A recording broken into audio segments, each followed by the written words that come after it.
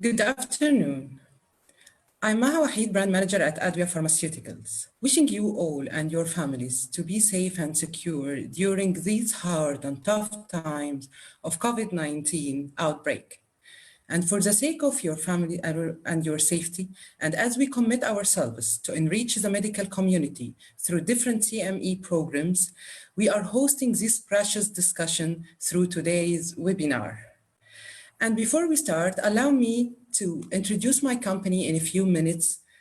Actually, Advia has a long-standing presence in the pharmaceutical market since 1984, with an objective of delivering cost-effective and safe medication to all Egyptian patients, and guarantee its availability all over Egypt and other 36 foreign countries of which Advia export its medications to. We feel that we are your clinic's partners. Whatever the problem is, we have the solution. Actually, we have the optimum solution. Advia has a huge portfolio in many different therapeutic areas: cardiovascular, anti-infectives, central nervous system, GIT, musculoskeletal, respiratory system, urogenital disorders, dermatological disorders, gynecological disorders. And finally, our big and huge pediatric portfolio.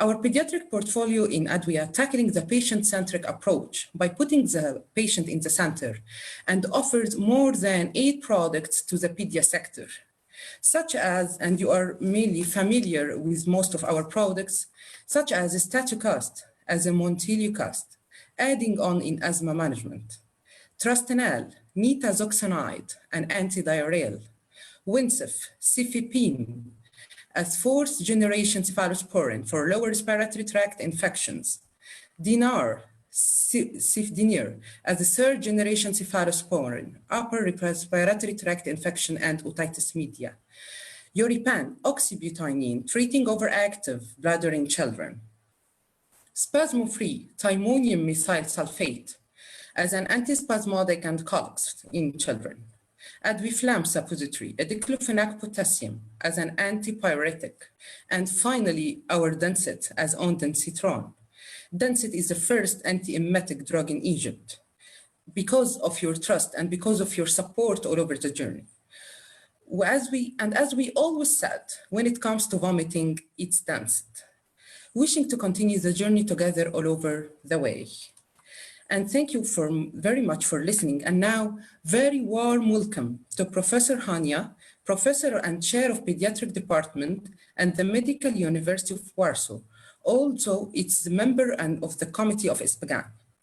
Our Professor Mostafa Elhodhod, Professor of Pediatric Gastroenterology and the Head of Pediatric Department at Ancient University.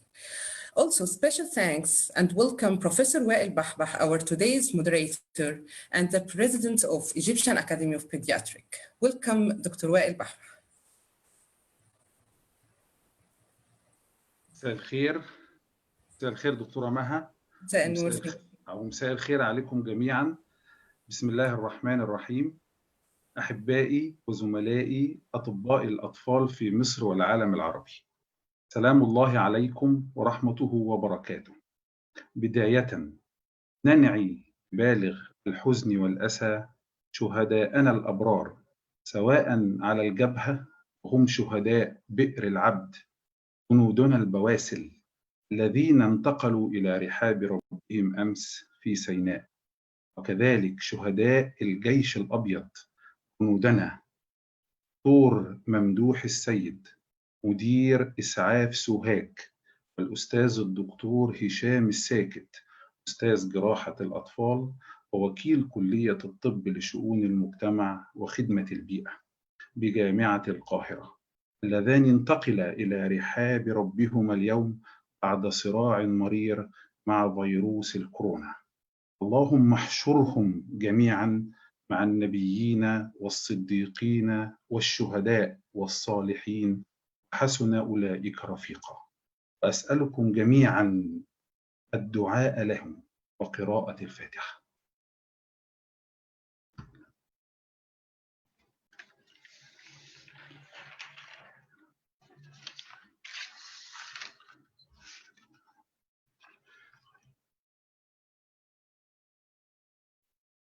آمين آمين يا رب العالمين. First, I'd like to thank all pediatricians, all my colleagues for attending this webinar.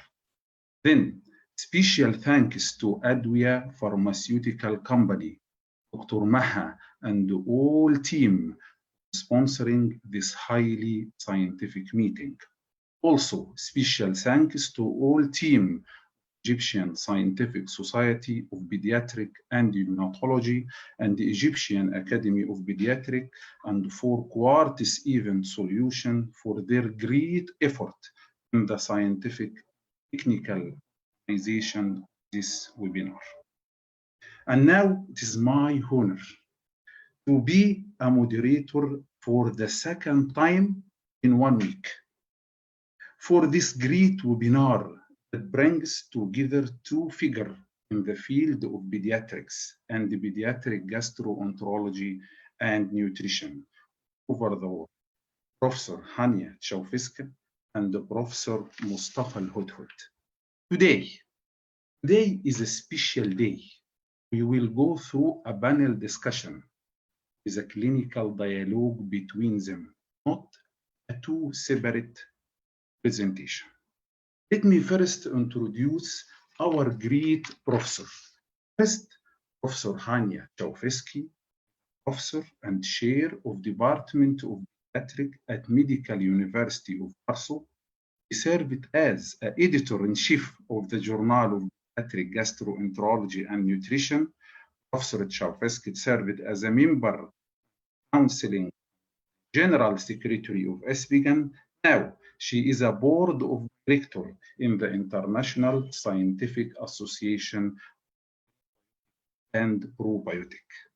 And our second figure is the Professor Mostafa Elhodhod, Professor of Gastroenterology and the head of Pediatric Department at Ain Shams University. Professor Hania, Professor Elhodhod, I am very happy to for the second time in 1 week. Good evening. It's my pleasure. Already for the second time. Yes. Okay. Thank you very much. At least virtually in Egypt. Thanks a lot. Thanks for the invitation. Thank you, Professor Elhodhod. Thank you, Dr. Wael. And now the floor for us. Yes. The floor for you. Yes. For me. Yes. You. Thank you. Okay. New options, request. Okay.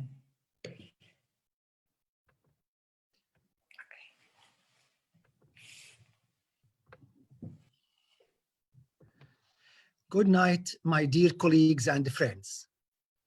Before starting this activity, I should direct all our efforts and all our hearts to souls of brave men who faced the Black terrorism and to souls of healthcare professionals facing Black COVID-19. But in spite of all these obstacles, great nations, and Egypt is one of, survive with obstacles. Functional GI disorders, a dialogue between Professor Hania Szajewska and myself. Professor Hania, let us start with clinical scenarios, please. Thank you very much. Indeed, we can start with clinical scenarios. So let's start with the first one. Okay. Oh, sorry. Sorry. Oh, goes too quickly. Yes. But I will learn. This is okay. With the first clinical scenario, let's try to think, what do the following children have in common?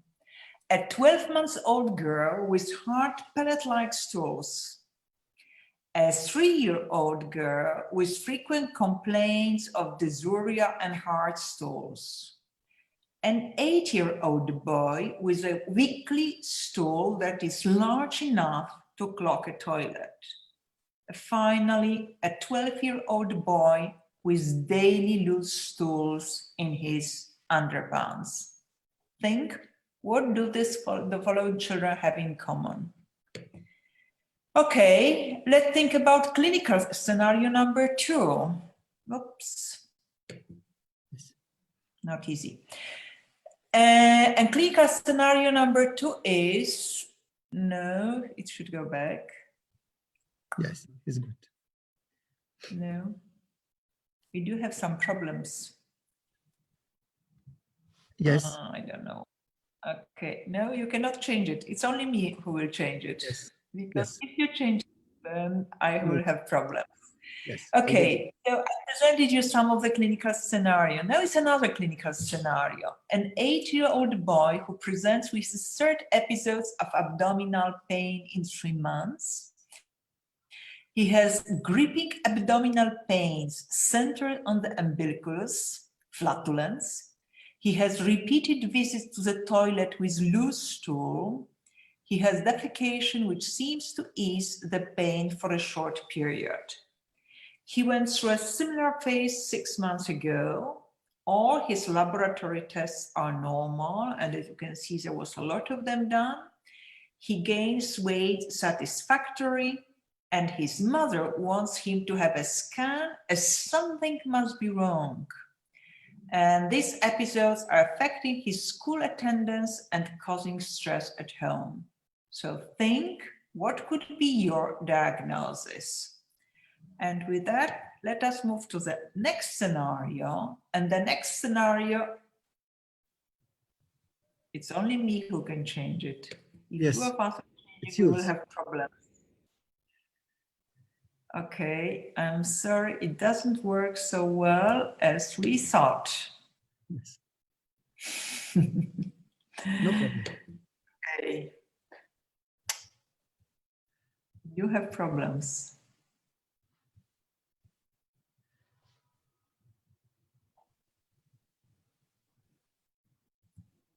Yes. No, and the clinical scenario number 3. And clinical scenario number 3 is a 6-week-old baby brought to the emergency department late in the evening with a chief complaint of extreme fussiness. His parent thinks that he has abdominal pain as he's gassy and pulls his legs up as if he's trying to stool. Tonight's episode has lasted for 4 hours with intractable crying, and the parents have tried feeding, a pacifier, rocking, burping, changing the diaper. Nothing helps. He is currently fed a standard cow's milk formula without vomiting or diarrhea, and further questioning reveals that this is his 4th episode in a row, and this has happened on a daily basis, usually in the evening, but the baby usually cries for about 2 or 3 hours. On physical exam, everything is normal. And again, think of your diagnosis. And the question is, what did these children have in common? And I hope very much that all of you thought about functional gastrointestinal disorders. Then the question will be, what are functional gastrointestinal disorders? Okay, so now let me explain what are functional gastrointestinal disorders.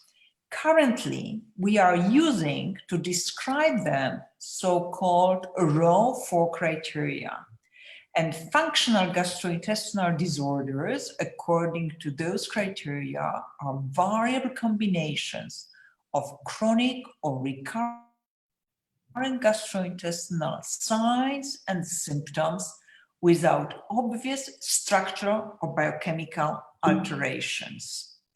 And what is important is that if you look at the raw 4 criteria, you will see that they are called functional gastrointestinal disorders, but they are also called disorders of gut-brain interaction, which means that there is bidirectional connection between gut and brain. Very important. So even in the name, it shows that there are disorders of gut-brain interactions. And they are also divided into two major groups, those which apply to neonates and toddlers, and those which are more common in child and adolescents, even if some of those will be overlapping. And here you have Yes, the question is, are they common or all are common? What is the prevalence of these pediatric functional GI disorders? Okay, this is an important question, and I will try to answer it by showing data, and they were published last or 2 years ago in Journal of Pediatrics on the prevalence of pediatric functional gastrointestinal disorders utilizing the ROM4 criteria. And in a moment, I will show you the data with ROM3 criteria. So first, the more recent data using ROM4 criteria.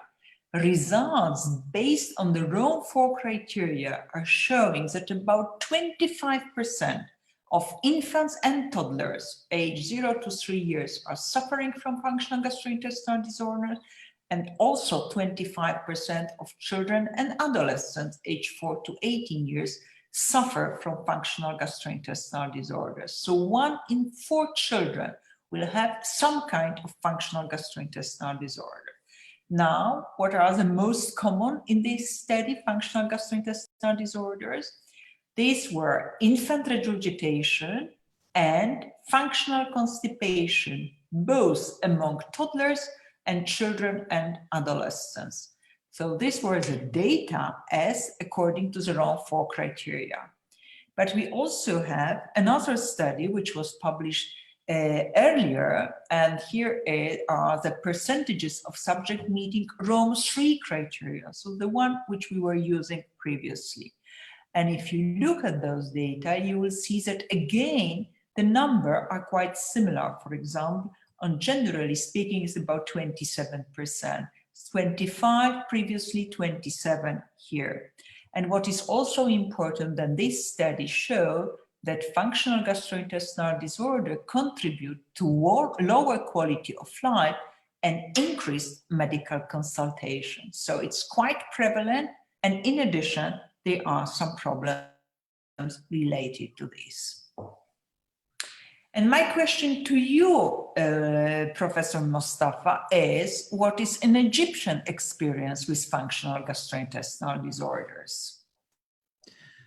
Actually, in one of the series, we assessed in the neonates and toddlers, and we found that almost 2/3 are having functional GI disorders, and 1/4 was organic, 10% only were of the mixed type. Mm-hmm. So I think that we may summarize this first part of our presentation by saying that functional gastrointestinal disorders are common worldwide and cover a wide range of disorders attributed to the gastrointestinal tract that cannot be explained by structural or biochemical abnormalities. Now, focus today on neonates and toddlers, Professor Hania. Okay, perfect. And this is classified in ROM4 under letter G. And they are 7 disorders, including infant regurgitation, infant rumination syndrome, cyclic vomiting syndrome, infant colic, functional diarrhea, infant dyschezia, and functional constipation. Great. So we will focus on all of them and we will discuss each one of them. Perfect. Yes. And what are the most common met pathologies of these in your practice, Professor Hania? Okay, I will show you again what are the data. And the data are, and they are coming from studies that we have done where we were looking at various functional gastrointestinal disorders and we were looking at the literature, but it very much reflects what we can see in our practice. So you can see regurgitation, it's about 30%, infantile colic, it's about 20%, and constipation, it's about 15%. But what is important that very often you will not make a diagnosis of regurgitation meeting round 3 criteria. You may just have spitting and feeding issues. Not infantile colic meeting round 4 criteria, but crying and sleeping problems. And with the constipation, exactly the same. It does not necessarily mean that you have a child meeting around 4 criteria, but it will be hard stools and straining. And there's another slide which I think is important, which shows what are the age distribution. So we already discussed that for infants, it's infant regurgitation, colic, and functional constipation. And please have a look at the functional constipation. This is one of those diseases that may occur at any age, starting very early until, as we know, to adulthood. And another one which occurs quite often also, it's not so prevalent, of course, but cyclic vomiting syndrome. It overlaps infants, toddlers, but also older age. So I think it's important, the prevalence, but also the age when it may occur. Okay, but what is an Egyptian experience? I know that you do have some studies on that. Okay, thank you. And in this pie chart, you can see that the major 3 diseases, which are regurgitation, infant colic, and constipation, will represent the majority of presentation of functional GI disorders. It's clear here that the more common in Egypt is the more common all over the world. However, numbers are slightly more. And I think because of overlap between different presentations of these disorders that can occur together, this may raise the numbers a little bit than the international numbers. Excellent. And let us start so let us start with infant regurgitation, yes. What are the criteria to define infant regurgitation, Professor Hania? Okay. So let us go to the infant regurgitation according to round 4 criteria. So first of all, what is the definition of infant regurgitation? It's a passage of reflux contents into the pharynx or mouth or from the mouth. And it's often referred as gastroesophageal reflux to be differentiated from gastroesophageal reflux disease. Here we are just speaking about infant regurgitation, gastroesophageal reflux. And the diagnostic criteria, according to round 4 criteria, are that it must include both of the following in the otherwise healthy infants, and the age is important, 3 weeks to 12 months.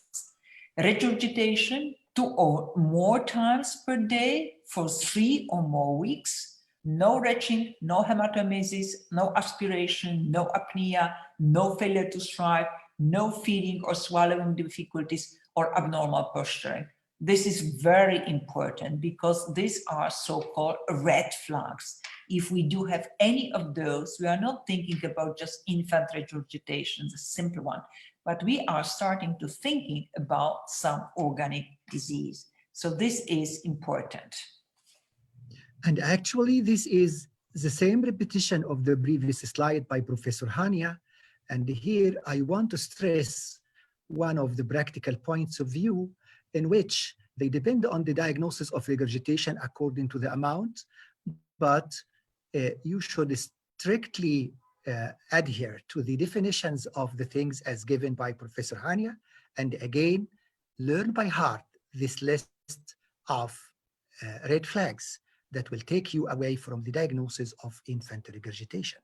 Yes. Excellent. So there was no agreement between 2 of us. Excellent. Let's move on.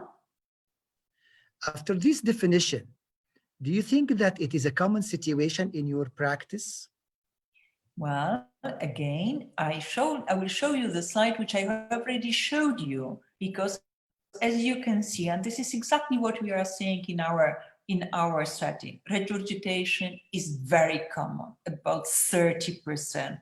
But again, I want to call your attention that it might be very often just spitting and feeding issue, not exactly meeting the criteria, the round 4 criteria.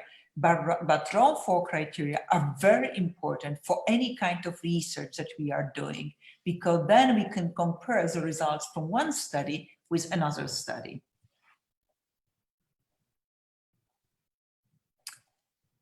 This is a study which I already showed you from published in Journal of Pediatrics, and you can see infant regurgitation is 25%. So very similar to what I have just showed you. And again, I have a question to you. What is an ejection experience with regurgitation? Okay, and if we talk the newborns and early infancy in the first 6 months of life, at least 2/3 will have this regurgitation, whether fulfilling the criteria of Rome 4 or just spitting and not fulfilling the criteria.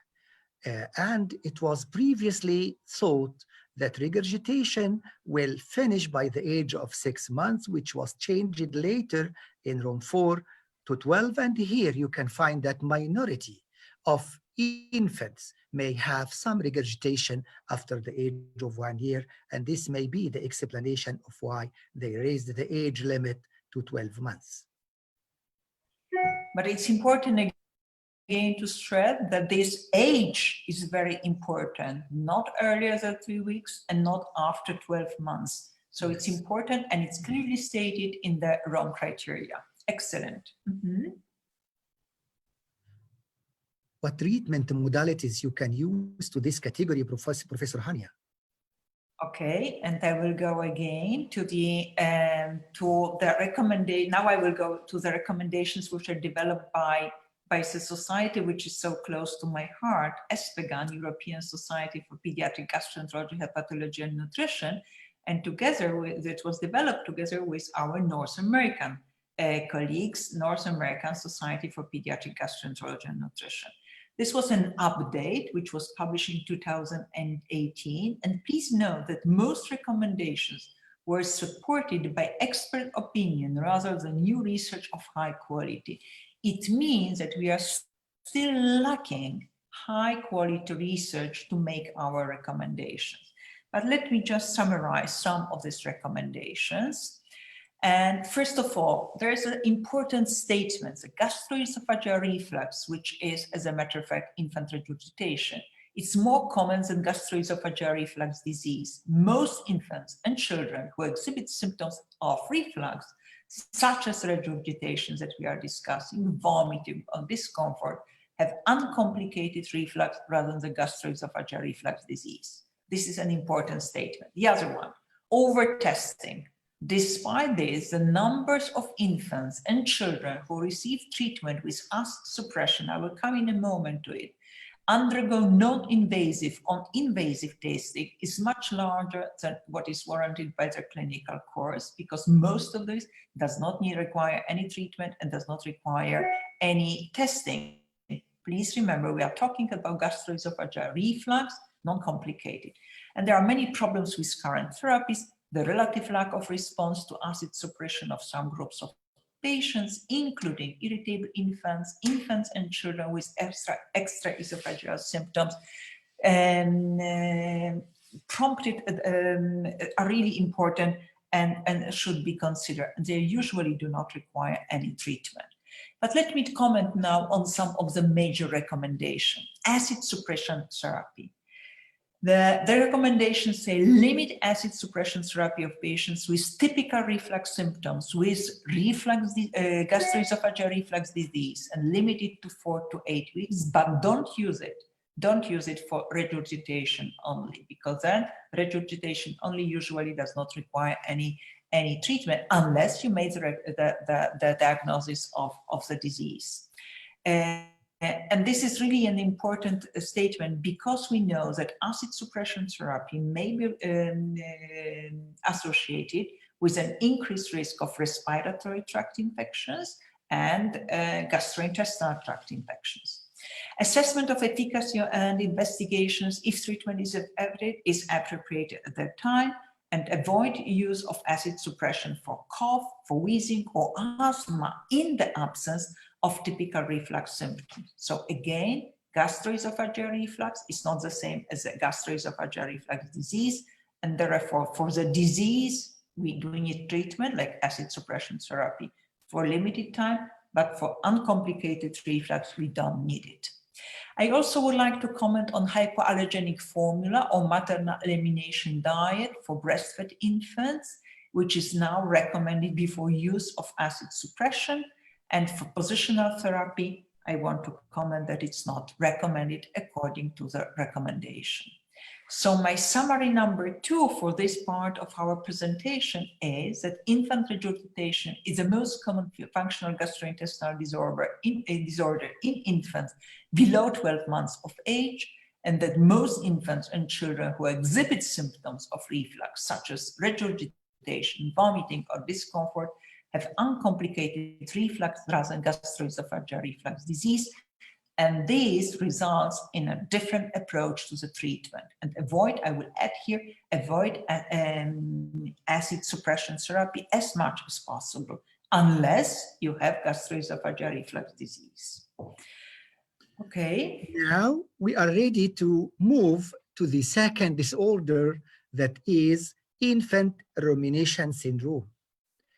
And in this disorder, there should be all of the following for at least 3 months: repetitive contractions of the abdominal muscles, diaphragm, and the tongue, feeling that is very bad, associated with regurg of gastric content into the mouth, and whether he is going to expel this content or re-chew and re-swallow it again.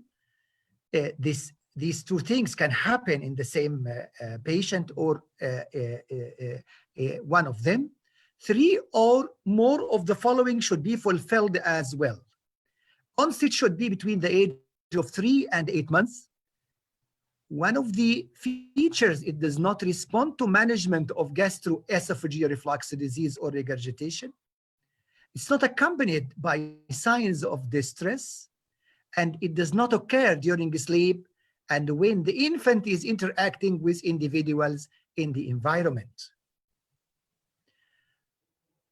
Who remembers such a case in his practice? Well, I think it's a good question to the audience.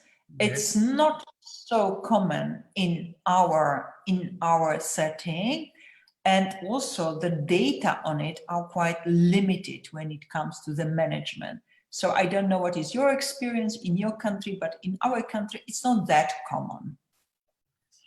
When it comes to the management, as I already said, there are generally speaking limited data. Malnutrition is one of the major concerns, and this is because previously swallowed food is repeatedly and excessively lost. And frankly speaking, the management aims at eliminating the need for ruminative behavior in order to improve the infant's nutritional status. However, as I said, it's not very common in our setting. What about the summary? Okay, good that you came back. Data regarding rumination syndrome in infants and toddlers are still limited. Malnutrition may be the problem. You know, Professor Hania, I'm sorry to interfere with this. In Egypt, I think the re-swallowing of the food is something that is shameful, and sometimes mothers does not mention this while they are mentioning it is a case of vomiting or regurgitation or GERD or something like that. So in your opinion, it's quite common in Egyptian children? Not that common, but it is more common than now appreciated. Okay, thanks a lot. And then we can move to the third category, which is cyclic vomiting syndrome. And in cyclic vomiting syndrome, all the following should be fulfilled: 2 or more periods of unremitting paroxysmal vomiting with or without retching, lasting hours to days within a 6-month period. It may be severe nausea as well. Episodes are stereotypic in each patient. Episodes are separated by weeks or months with return to baseline health, not to health baseline, his baseline status, between episodes of vomiting. And look at this case scenario with me. Ali, a 3-year-old child who had had severe vomiting with and without eating, little abdominal pain. He had such attacks 6 times in last year. He was admitted to hospital in 4 of them for medications and intravenous fluids. Attacks lasted between 3 and 7 days. The mother said, "They told me in the first 3 attacks, it is acute gastroenteritis." But she wondered, there was no diarrhea all through these attacks. Do you feel familiar with this presentation? If you feel it, this is a case of cyclic vomiting syndrome. Professor Hania? Yeah, and I think that many physicians every now and then sees a patients like that, even if, and I will talk about it in a moment, the differential diagnosis is really quite extensive and a number of diseases has to be taken into account. If you look at the data, and this comes from a very recent review paper by our colleague who are really experienced with this condition, you will see the data are quite limited and the prevalence is about 2%. You will see what is the age of at onset. It's about 3.5 to 7 years. Gender, it's more or less the same with slightly more females than males ratio. Mean time to diagnosis, 2.6 years. It's a really long time. And this is a huge, I mean, you will see an extensive differential diagnosis as you will see in a moment. Episodes per year, 3 to 12. Duration of attacks, if it's only 2 hours, then you can really make problems with the diagnosis. If it lasts for a very long time, that is probably easier. But generally what I would like to show and how to summarize these slides, that really data are quite limited. What are the other differential diagnoses of this disorder? Okay, as I mentioned already before, there is a number of diseases, surgical and non-surgical, which should be taken into the account. And you mentioned in your case that, for example, acute gastroenteritis was considered to be the cause of some symptoms that your patient experienced. So if you look for non-surgical, we just give you some of the gastrointestinal, gastroesophageal reflux disease that we already mentioned, peptic disorders, inflammatory bowel disease, intestinal pseudo-obstruction, chronic appendicitis, hepatobiliary disease, almost everything that you can find in the textbook of gastrointestinal textbook, gastroenterology, you will find it. But also metabolic diseases, endocrine diseases, nephrologic, neurological. So a long list. That's why it makes it that we can summarize that many gastrointestinal and extraintestinal disorders come into differential diagnosis with pediatric CVS, cyclic vomiting syndrome. And one has to think about it when you see the child with episodes of vomiting. But I know that you have large experience with the management of cyclic vomiting syndrome. So please comment on the prevention and treatment of CVS and also from your perspective as a pediatric gastroenterologist in Egypt. Okay, myself and my team, Professor Ahmed Hamdi, head of the Pediatric Gastroenterology, and the rest of the team, in the last 10 years, we found in the database 112 patients with cyclic vomiting. And actually, their distribution was functional cyclic vomiting syndrome in 92 cases, and surgical conditions were discovered in 10 of them, metabolic disorders were found in 5, and neurologic abnormalities in 5 of them. And here you can see the difference according to age, whether they are toddlers till the age of 3 years or children later. And you can find that the functional disorder, which is cyclic vomiting syndrome, was the most predominant category. But you can find surgical and the metabolic more in the younger age compared to the older age. But neurologic may be slightly higher in the older age than the younger age, to the extent that we can say, when you face a patient below the age of 2 years, think think surgical and metabolic first before giving the criteria its place. And in cases with children and adolescents, you may think in a neurological abnormalities first. And prognosis is favorable. Ondansetron with intravenous fluids in the acute event is usually helpful. It may take 2 to 3 days to abort the attack. Propranolol or cyproheptadine as controllers, although in the literature cyproheptadine was given first before propranolol.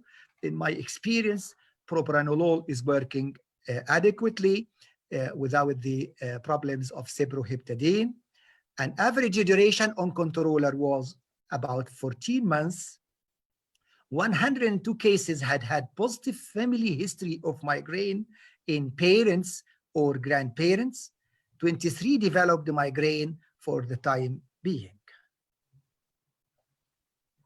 Yes.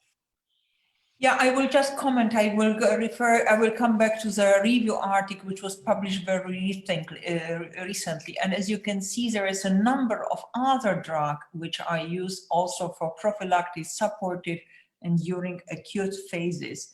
I will not go into the details. I just want to summarize. There are two aspects: prevention of episode, reduction of the severity of the attacks, and what is important, that is for all therapeutic recommendations, all therapeutic are made for off-label use. Is it the same in Egypt or it's different in Egypt? In Europe, it's always off-label use. All of them are off-label use in this disease. Yeah, so it's important also to keep this in mind. And this is because there are no too many studies which really well randomized, double-blind, placebo-controlled studies which are evaluating this particular situation. Which options are considered the most effective for the management of CVS?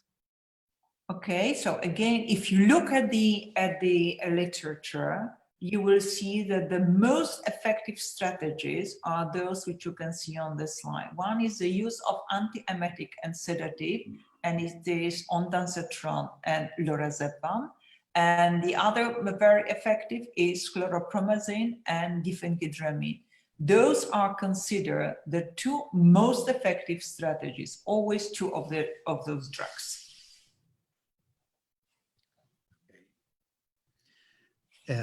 Ondansetron is also used in other pediatric conditions, such as acute gastroenteritis.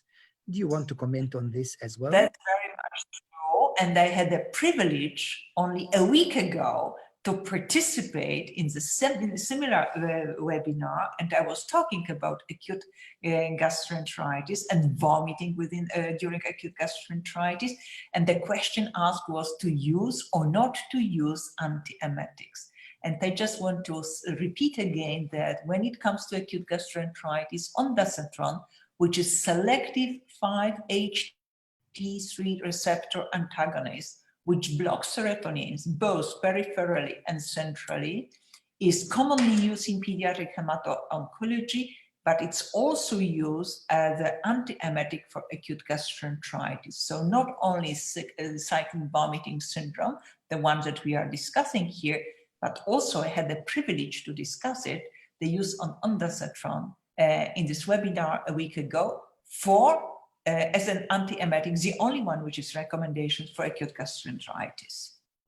So my summary number 4 for this part of our presentation would be that for the pediatricians, the major aim is to have early clinical suspicion to avoid diagnostic delay and start adequate phase-related symptom-tailored management when it comes to cyclic vomiting syndrome. And we already discussed what is a treatment and what is a prevention.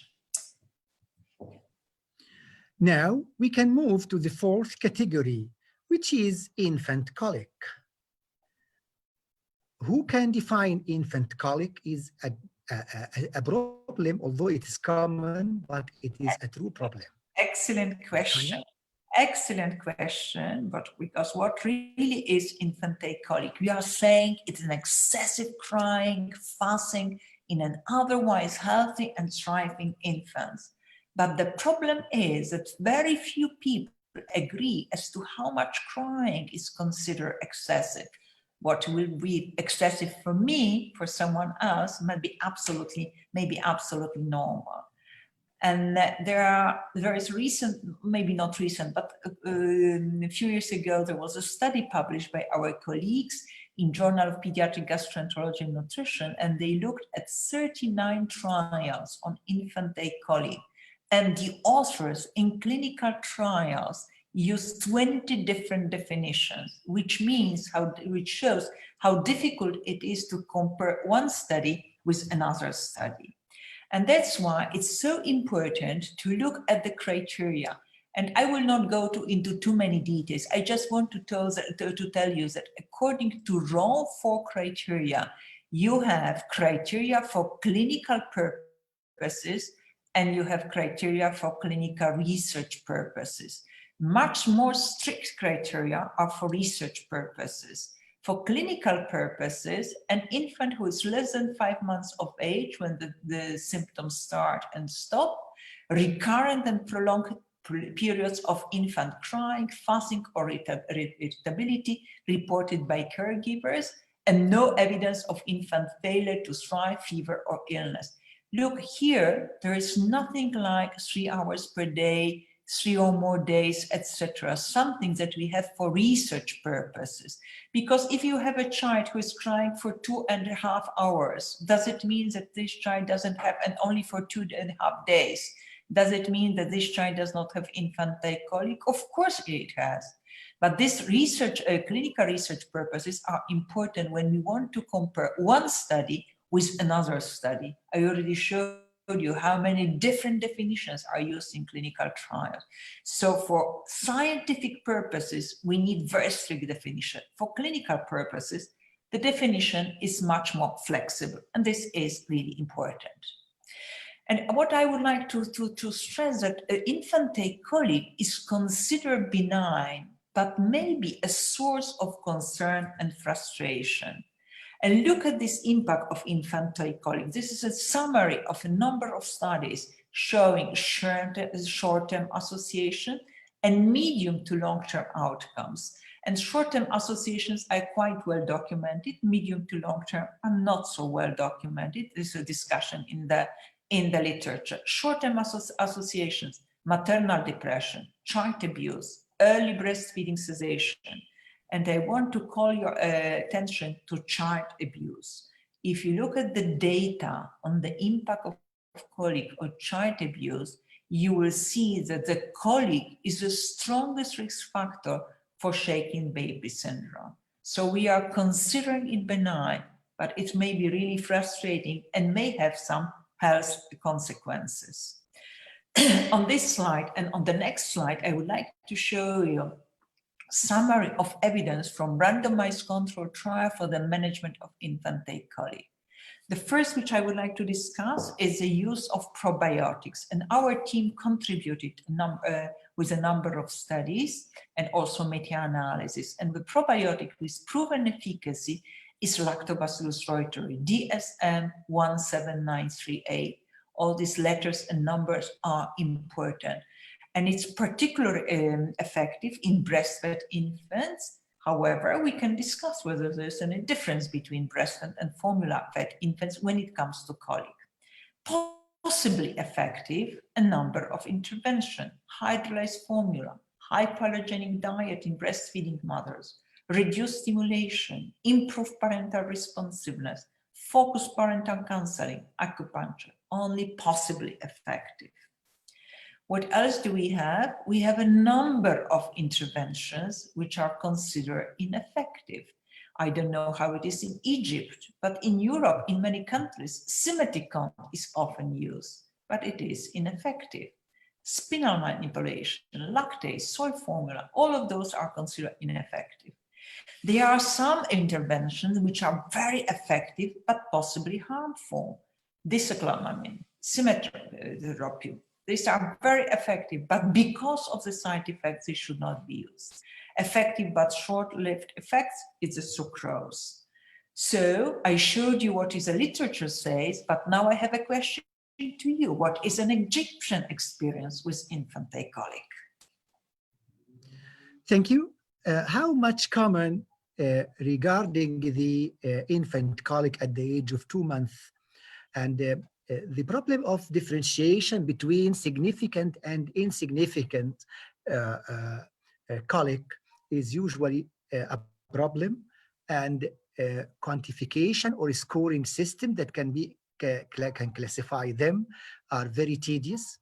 However, in our experience, and you can wonder, Professor Hania, that we found that the most significant who are very difficult to soothe or quieten, and the role of grandmother here is very important, and those who are very severe will not even be soothed by the grandmothers, and those who are insignificant will be soothed by anyone else. So you can find here that the sector for significant infant colic is a small section, but majority are having insignificant, and the majorities are not having colic at all. The problem is I that like your comment about the grandmothers. The grandmothers are never considered in a randomized controlled trials. Yes, we can do it together. We can do this research because grandmothers are very helpful in this issue, and their effect is magic. So I want to add here that among the significant forms, my message to the physicians and pediatricians is that some of the organic diseases may be mixed with the infant colic, that is a functional GI disorder. And sometimes a underlying neurologic problem may be there, or sometimes there may be a surgical condition underlying. So please, before considering it as a functional GI disorder called infant colic with its criteria, get sure there is nothing else in the clinical examination and your assessment. And in my experience, Professor Hania, I found that those are having feasting of one side, not the other, at that very young age. This is usual sign of lateralization, and in many cases were diagnosed as subdural hemorrhages due to shaken baby syndrome on top of an infant colic. So it was a mild form, and they shaked it, and they produced an intracranial hemorrhage that made the problem very significant and not responding to any reassurance or anything else. So think in this. And if there is bleeding or something else like diarrhea, like severe vomiting, take it seriously and do not diagnose it at just the functional infant colic. Now, what's your opinion about the prevalence of this problem, Professor Hania? Okay, that's an excellent question. I will go to the slide, which now I don't have it here, but I already showed you the slide with that it's about 20%. And the problem with the data is that we are using, and I showed you already in this previous studies, that there were so many different definitions that you can find when it comes to the prevalence in the literature, whatever percentage you want. But on average, I would say it's about 20%. And they won't come back to the grandmothers. They are very good in Egypt, but they're also not very bad in Poland and probably in many other countries. Sometimes they do there are some problematic, but very often they are really very helpful. Yes, yes. So do you think formula feeding has got something to do with infant colic in your practice? It's a very good question, which is very often asked. And let me talk a little bit about it, because when you look at the pathomechanism of infantile colic, and of course, we don't know what was the mechanism. If we knew, that would be much easier. But one of the mechanisms, which is, or one of the causes of the infantile colic, which is often considered in the literature, is cow's milk allergy.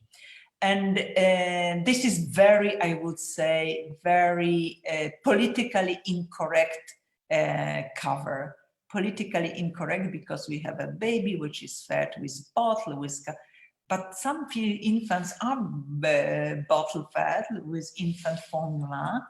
And then the question question is, could this be the cause of infantile colic? And as a matter of fact, if you look at the literature, you will see that a subgroup of infants with colic may have an allergy or intolerance to cow's milk.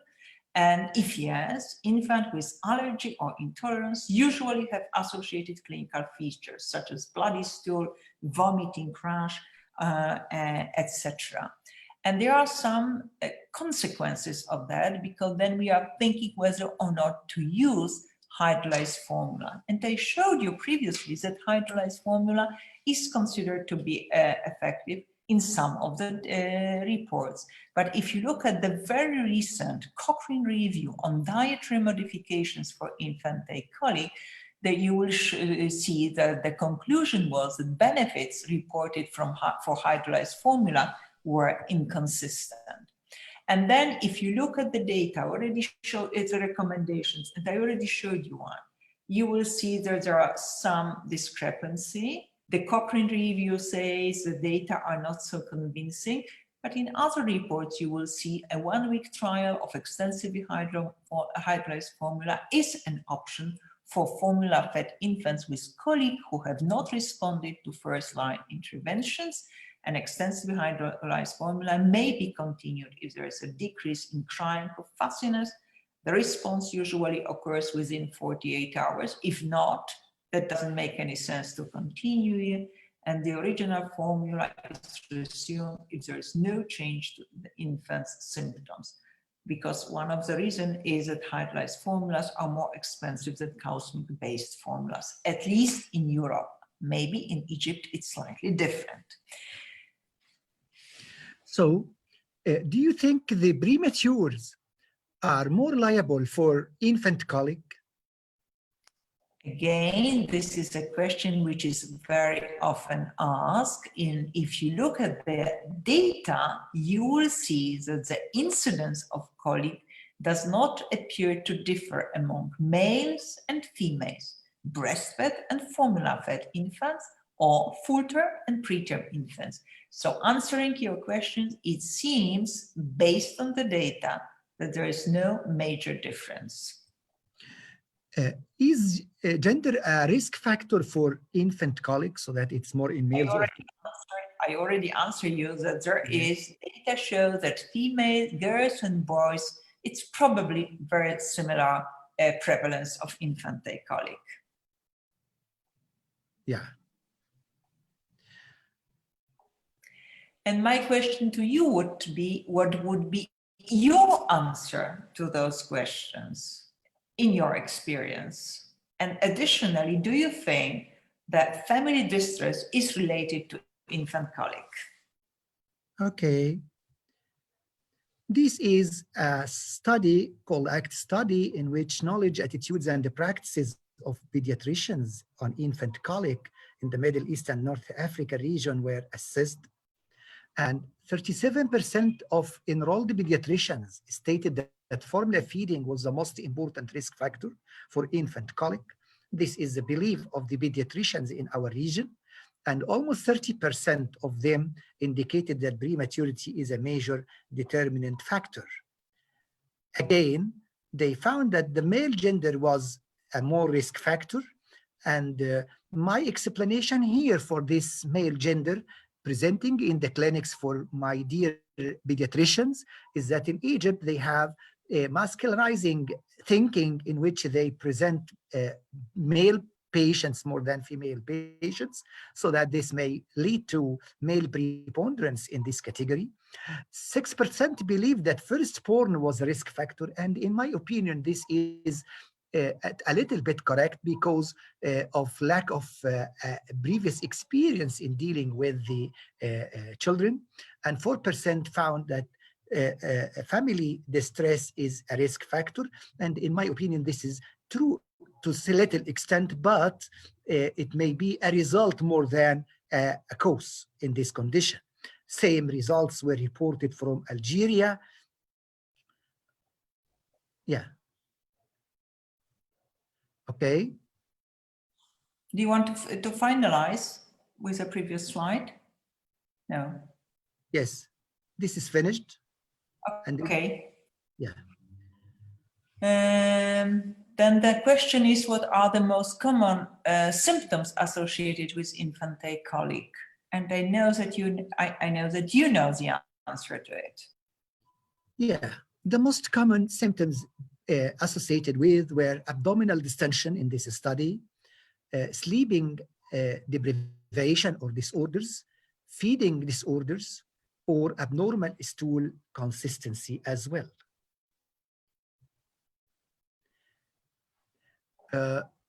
Then the question is, are we going to diagnose on clinical, laboratory, or radiological basis?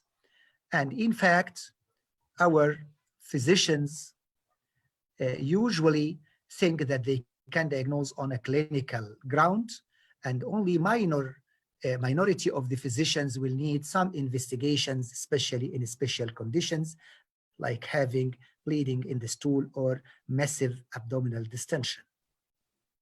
Yes? So it's a good news. It's a good news that people are not doing too many testing, because it's not really necessary for infantile colic. And let me summarize with this. Infantile colic is considered benign, but may be a source of concern and frustration. But generally, it's a benign condition. And this is important for our discussion. Okay. Now we are moving to the first category, which is functional diarrhea. And actually, this toddler's diarrhea or functional diarrhea should fulfill all the following. It should be daily, painless, recurrent passage of 4 or more large unformed stool. Symptoms last more than 4 weeks. Onset between the age of 6 months and 60 months of age. No failure to thrive provided caloric intake is adequate. When we should proceed for investigations in such cases, do you think this is common in your practice? Okay, Professor? so yeah, oops. Yeah. Let me try to answer your questions. And the questions for this, I go again to the literature. And if you look at the functional diarrhea meeting Rome's 3 criteria, so this is this earlier study in Journal of Pediatrics, it's about 2.4% in infants below 1 year of age, and 1 to 3 years of age, about 6.4%. And then when it's reported by mother, it's slightly different. It shows again how important it is that we follow the criteria when we are making any kind of diagnosis of functional gastrointestinal disorders. Mothers will ask you, Professor Hania, for a treatment of this diarrhea.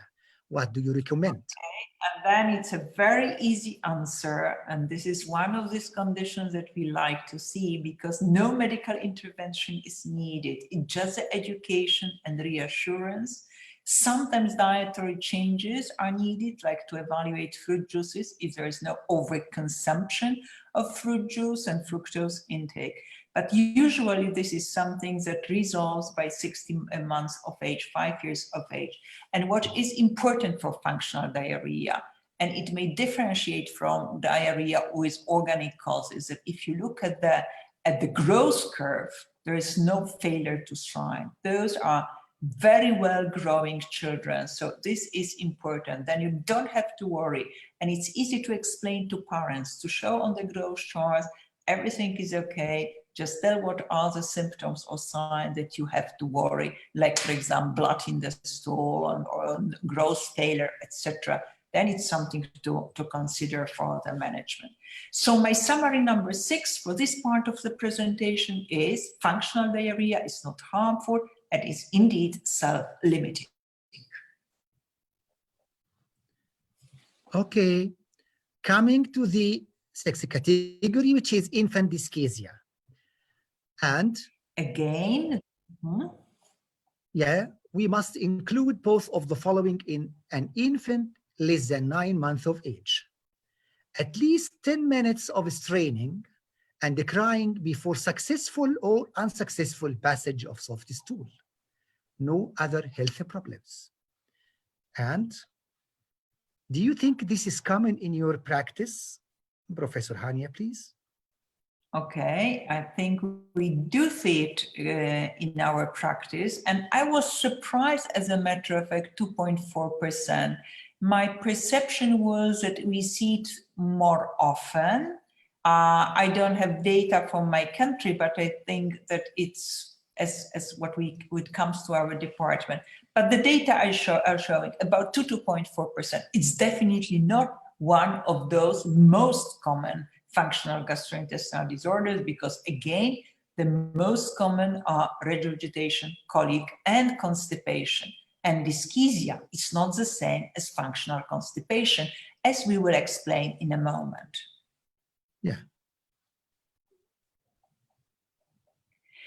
For infant dyschezia, it's again important to look what are the criteria, and according to Rome 4 criteria, to make the diagnosis, it must include in an infant below 9 months of age, at least 10 minutes of straining and crying for successful or unsuccessful passage of stools, and as you said a few minutes ago, no other health problems. And for pathophysiology, it's usually uncoordinated defecation dynamics. So it is something that it's not worrying us very much. And I think we already discussed it. So for infant dyschezia, management, education and reassurance, avoidance of anal stimulations and laxative. And when it comes to outcome, it usually resolves by 9 months of age, according to the definition. So let us summarize it by saying functional dyschezia resolves spontaneously, though effective reassurance is the key importance in the management of this condition. Okay, can I comment here?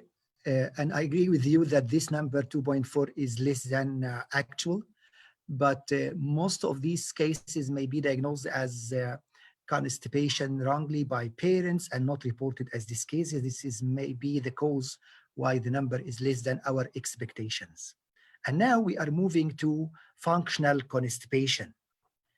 And here, according to Rome criteria, we should have 1 month of at least 2 of the following in infants up to the age of 4 years. 2 or fewer defecations per week, excessive stool retention, painful or hard bowel movements, large diameter stool, large fecal mass in the rectum, and in toilet trained, we have another 2 things. At least 1 episode per week of incontinence after the acquisition of toileting skills, or a large fecal mass in the rectum that is clogging the toilets maybe. And do you think this is common in your practice? Well, the answer is very simple. It's really very common. And as you know, it's about 3% of visits to pediatric outpatient and 25% of pediatric gastroenterology consultations, probably even more. Sometimes I have a feeling that it's about 50%. So functional constipation is quite common. If you look, however, at the prevalence of functional defecation disorders in children, and this is quite recent paper published in Journal of Pediatrics from Mark Beninga from a team from the Netherlands, you will see a pooled prevalence 9.5%, but look at the ranges. It ranges from 0.5% to 32%. Again, it very much depends on the criteria, which criteria and how strict you are when it comes to criteria.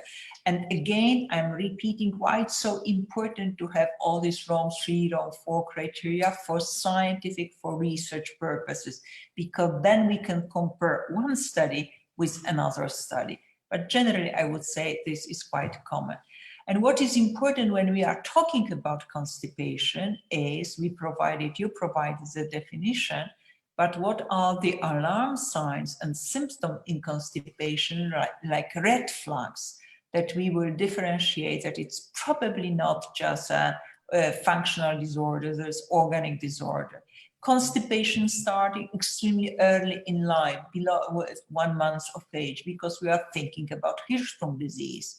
passage of meconium, again, after 48 hours, it will be again a Hirschsprung disease, family history of Hirschsprung, ribbon stools, blood in the stools in the absence of anal fissure, failure to strive, always with there's a failure to strive, something is wrong. Fever, bilious vomiting, abnormal thyroid gland. So there's a number of these red flags, alarm signs, which are important just to make, to think it's not a functional constipation. It may be some organic disease.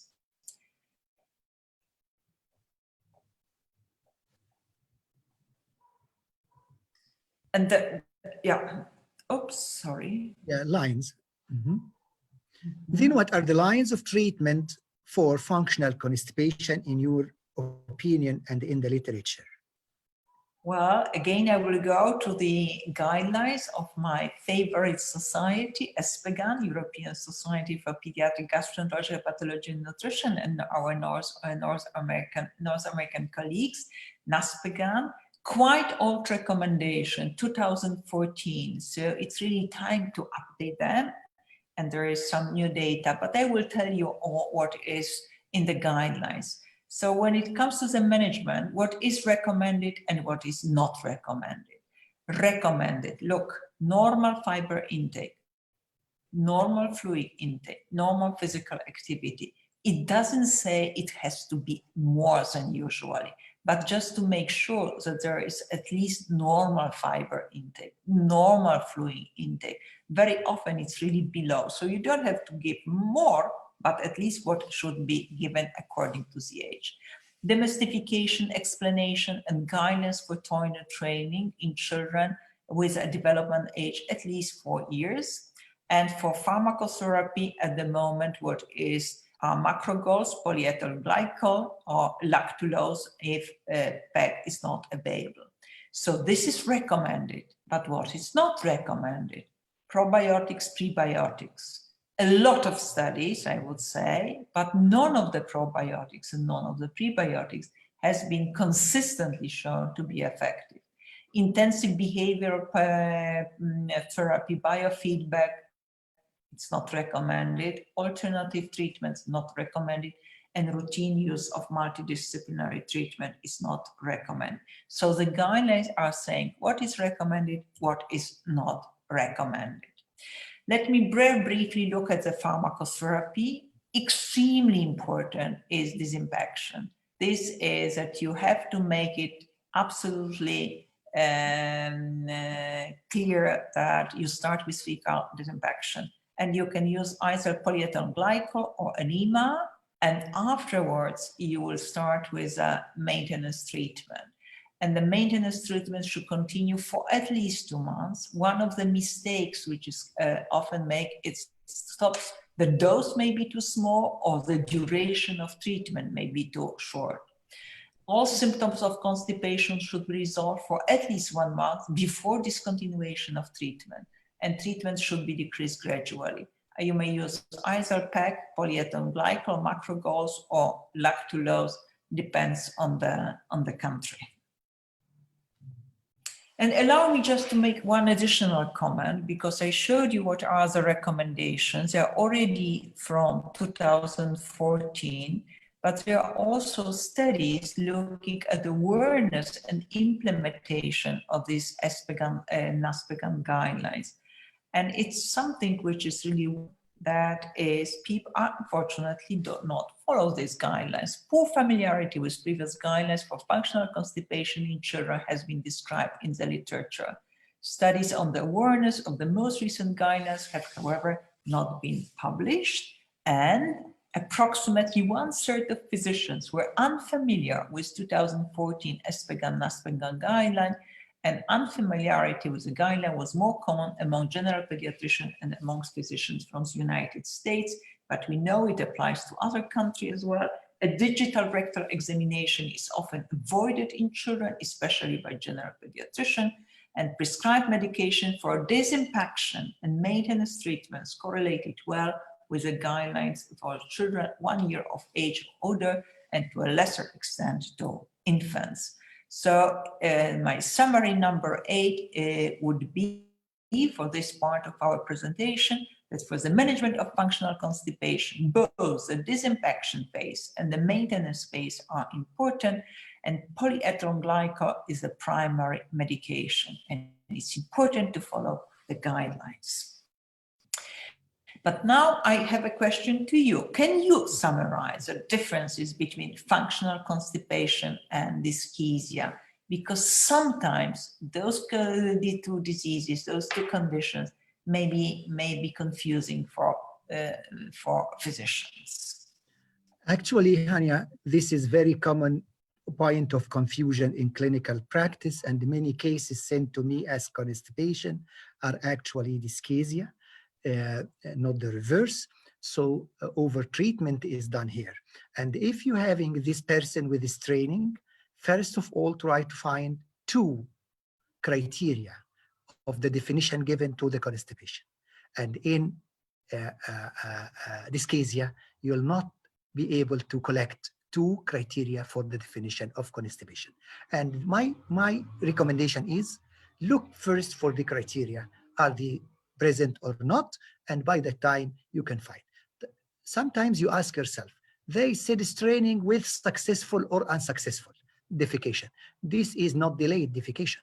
This is unsuccessful after the period of straining, but he can do his motion on daily basis that is not hard stool or painful, and so and so. So taking a good history and the description, and sometimes you can see the pictures of the stool of these patients and videos for these patients as well. You can diagnose the case as dyschezia and avoiding the overdoing with constipation. And I can tell here, Professor Hania, that in our study in school children, we found that constipation this is a study by Professor May Nassar and myself in thousands of school children. We found the prevalence of constipation is 17.4%. 17.4. Okay. 17.4, yes. Very good. Excellent. Okay, I think that we have covered all of these functional gastrointestinal disorders which occur during infancy and toddlers, and I think it's time for take-home messages. Allow me to start with my take-home message. And as a take-home message, I really like to show this slide. I often show it to our medical students. I often show it to our residents. We showed you the guidelines, we showed you the evidence, but even if the best evidence guidelines are available, they do not automatically lead to improved health outcomes. And there are many barriers between evidence and clinical outcome. And these barriers extend from awareness to adherence. And there is a role for physician. Physician has to be aware of the evidence, of the guidelines. I provided you the example of NASPGHAN guidelines of functional constipation. They are published, but people are not following it. So they should be aware of the guidelines, of the evidence. The evidence, the guidelines has to be accepted. It should be applicable. Physicians should be able and act on the guidelines, on the evidence. And there is also a role for patients. Patients have to agree with the guidelines, and last but not least, they have to adhere to. I don't know how it is in Egypt, but in many European countries, the patients, the parents, they immediately go to Dr. Google and they try to find whether or not you are right.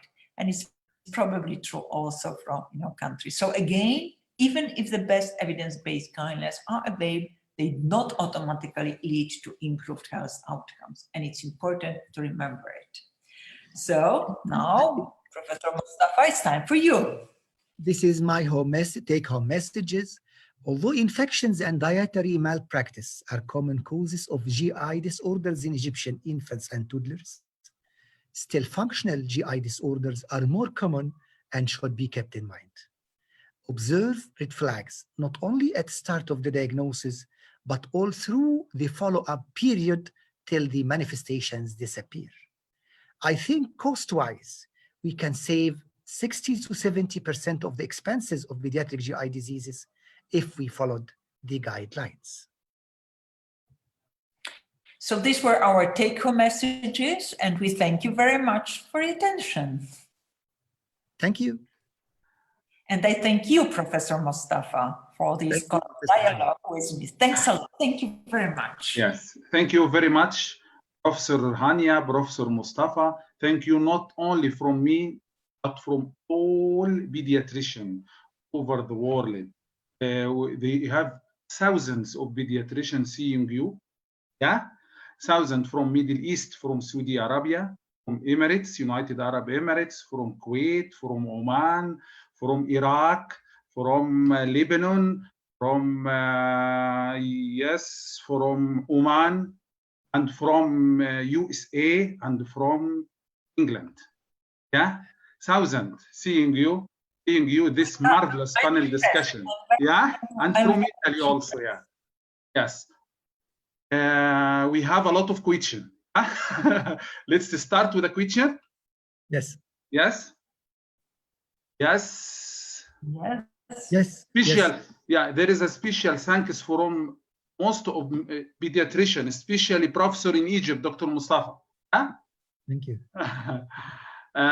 First, thanks Professor Hania and Professor Mostafa for the excellent. This is from Iraq, Dr. Khalaf Gargari. Do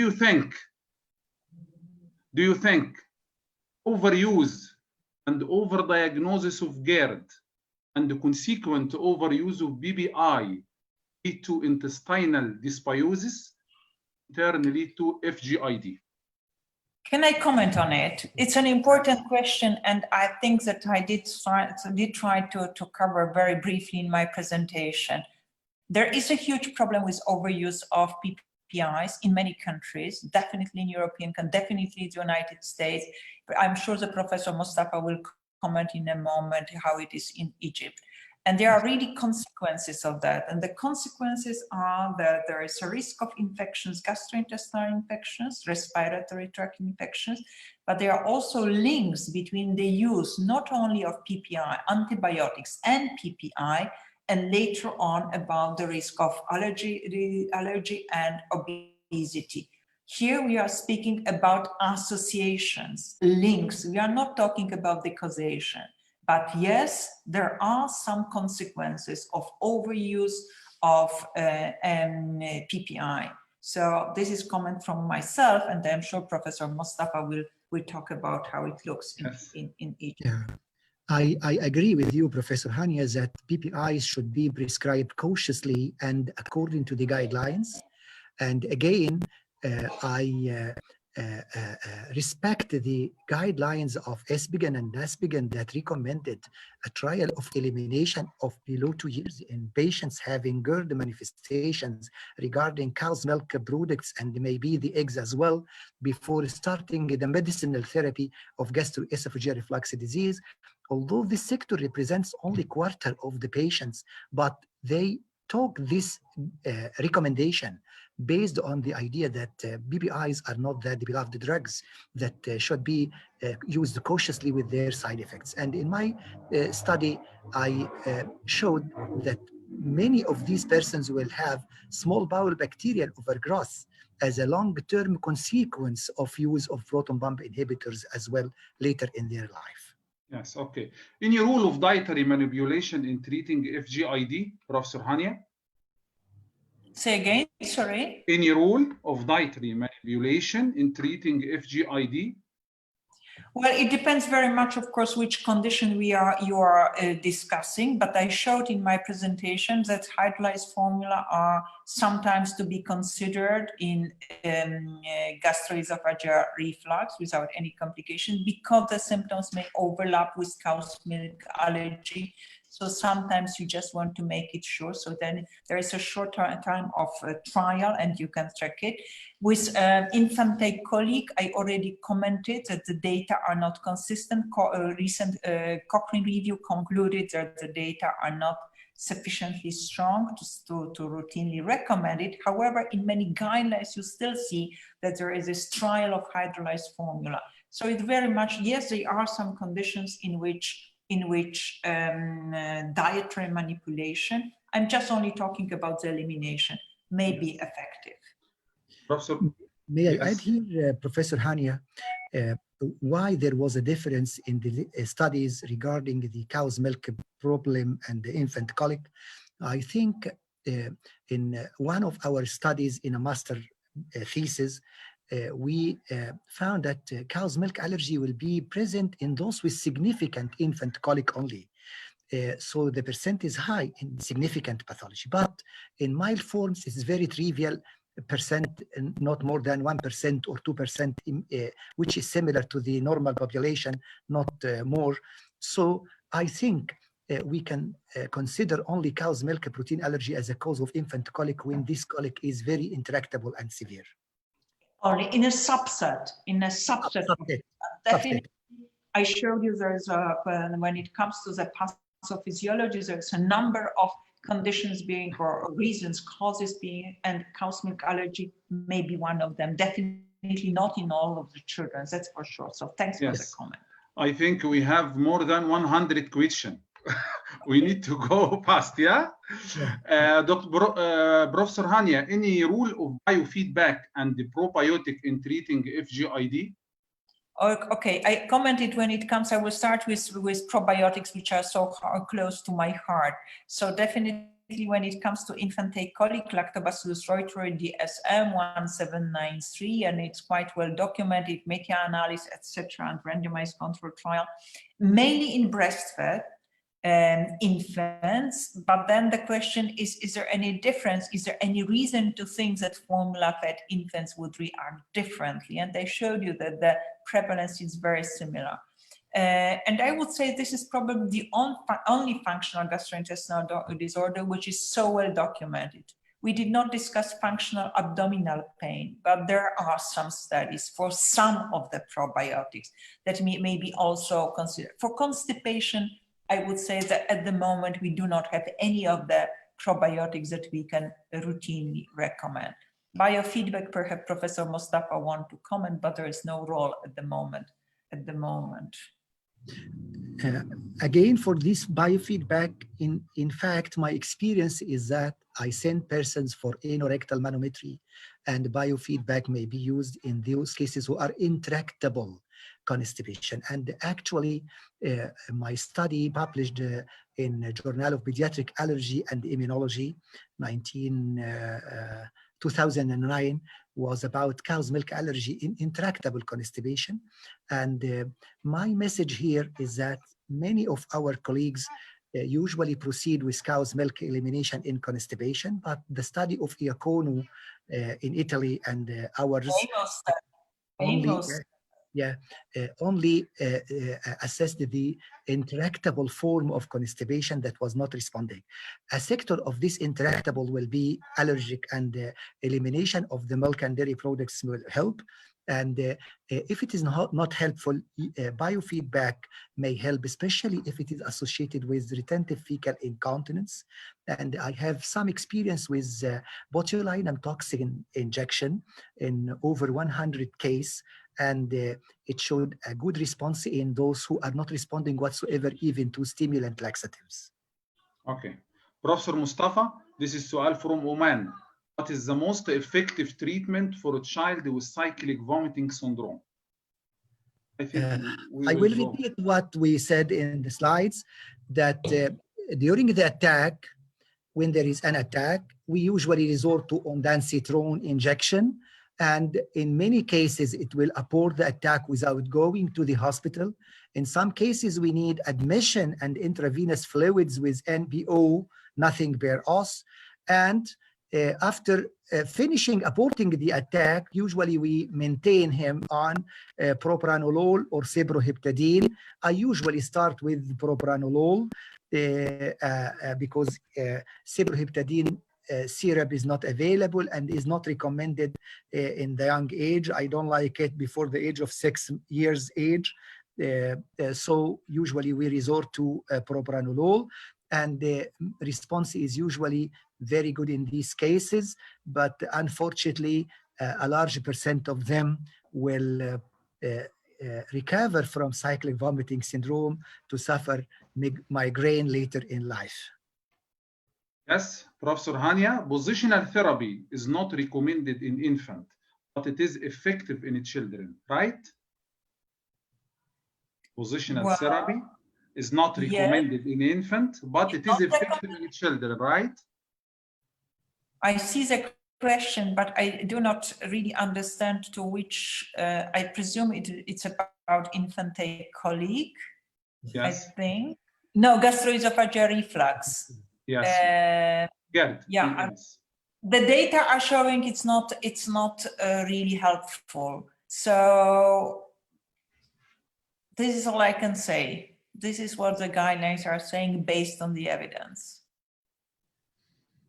Professor Mostafa, regarding rumination syndrome, doctor Yes. from Iraq, Dr. Khalaf, say, I have seen 3 cases only in my practice during the last 30 years. What about you? Actually, because I am a referral location, I see more cases of rumination. But I think those cases diagnosed as gastroesophageal reflux disease who are not responding to treatment before sending them to surgery, please take history, very meticulous history about rechewing of the material in the mouth. And you will find that some of these persons are actually true cases of rumination syndrome. It's not very common, it's an uncommon situation, but these persons, when sent to surgery, they come back with the same manifestations. So before sending this catastrophic situation and passing this problem to the surgeon, first analyze it. You may need with you a psychiatrist, behavioral therapist, and many other helpful conditions. Gastric electric stimulation may be of help. It's not available in Egypt. I have some persons having this apparatus, but actually it's not very prevailing. And a question from a young pediatrician, why malnutrition can cause a rumination? Professor Mostafa? I think that I covered it in my presentation, that malnutrition is really one of the major concerns, and the reason is that previously swallowed food is repeatedly and excessively lost.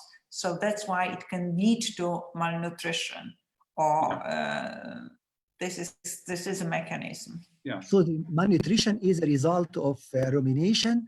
And the question whether malnutrition can lead to rumination, no, there is no relation here. What is called abdominal epilepsy can mimic cyclic vomiting? From a young pediatrician also. Huh? Professor Mostafa? You want to answer, Hania? No, but I did not hear the question, sorry. What's called abdominal epilepsy can mimic cyclic vomiting?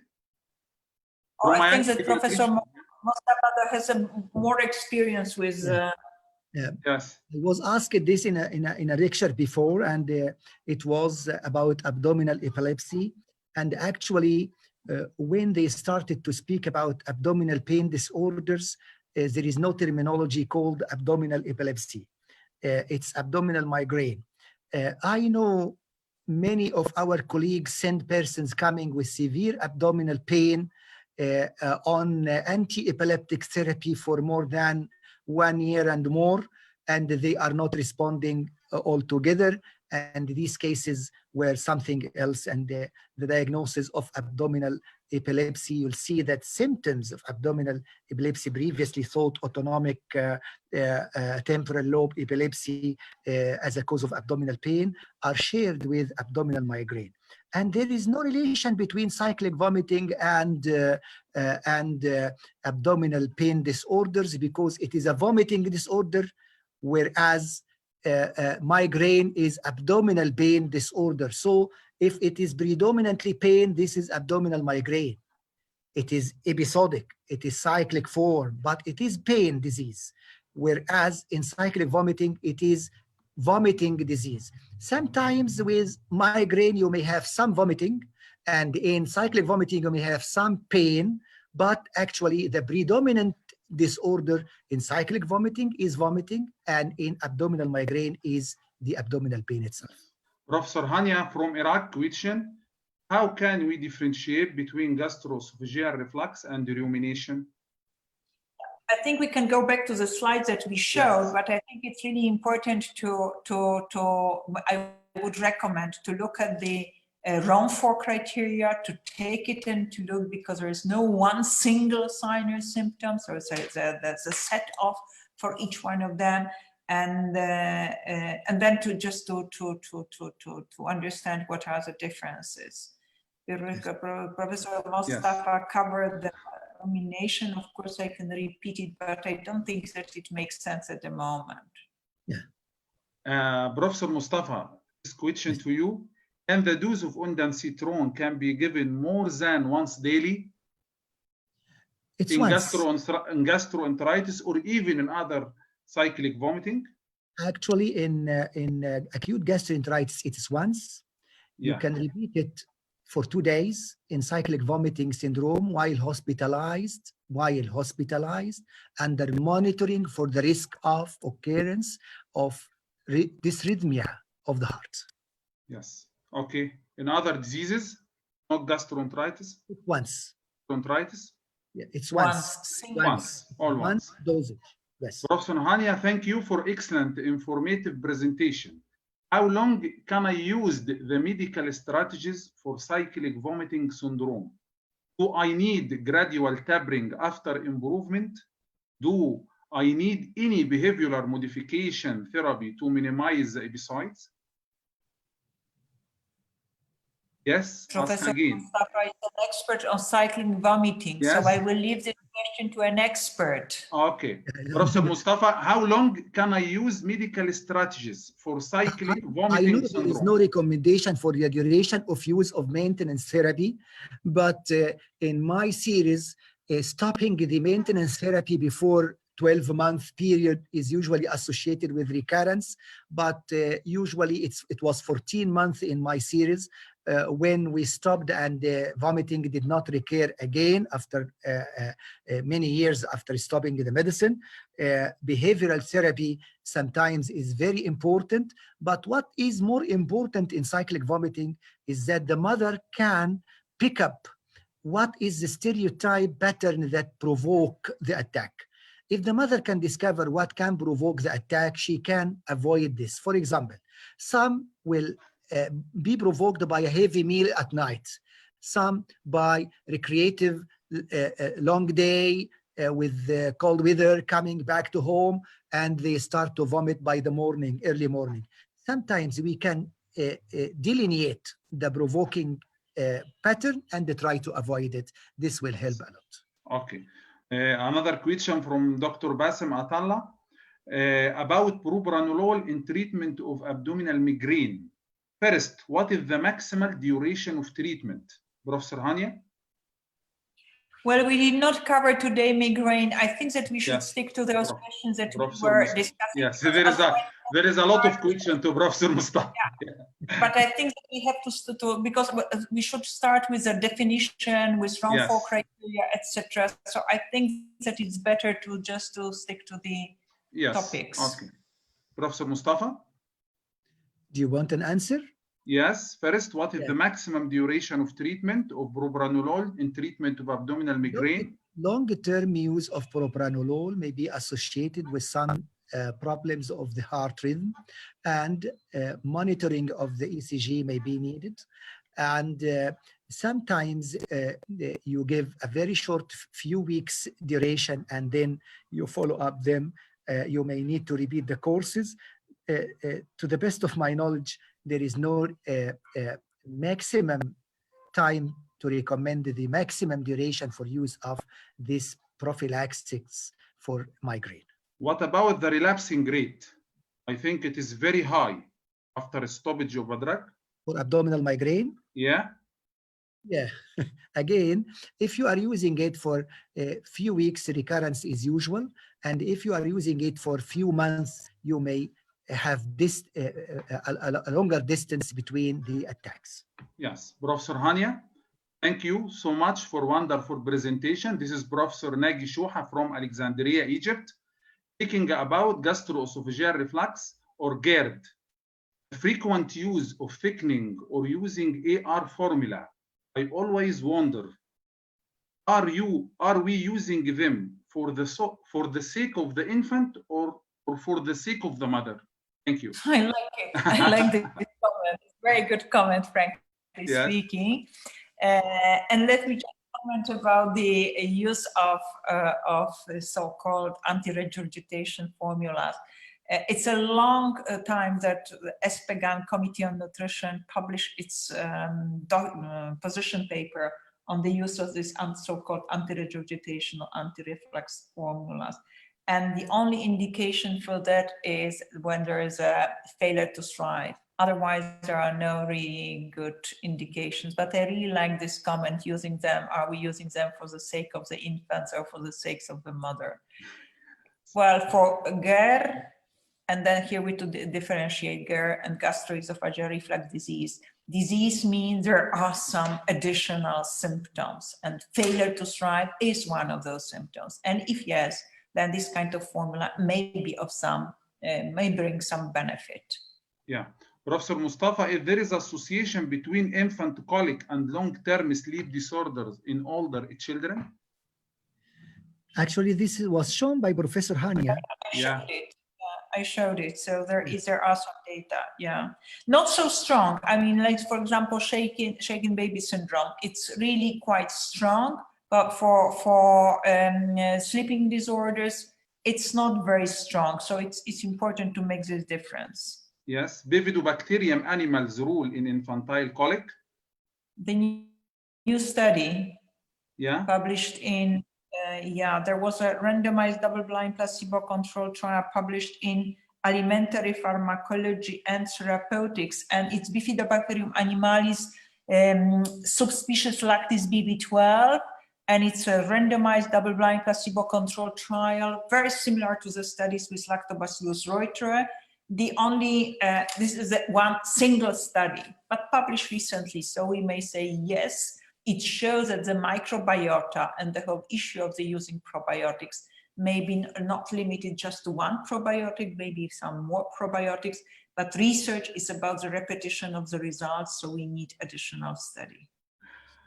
There is a political question, Professor Mostafa, which is better, ondansetron injection or oral? Look, Wael, if you are having the oral form, it usually works exactly like the IV line.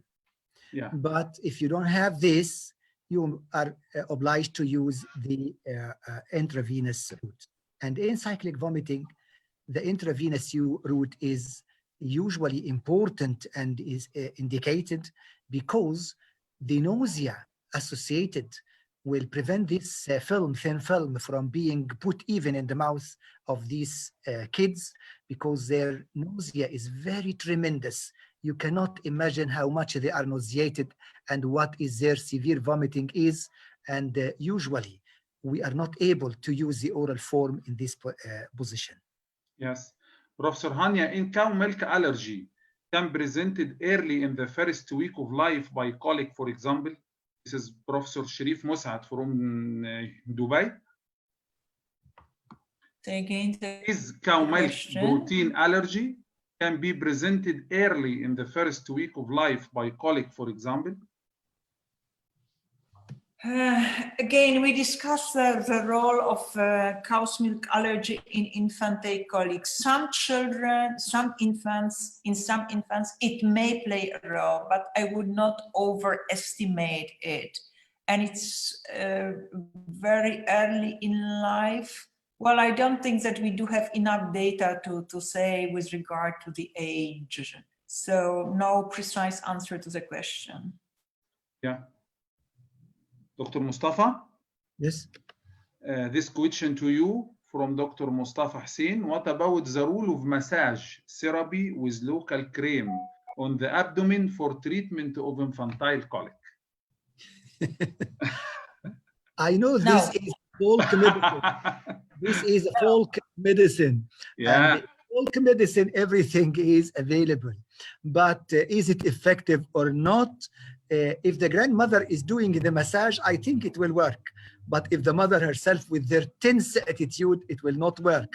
And if it's done for 4 or 5 months, it goes, it will also.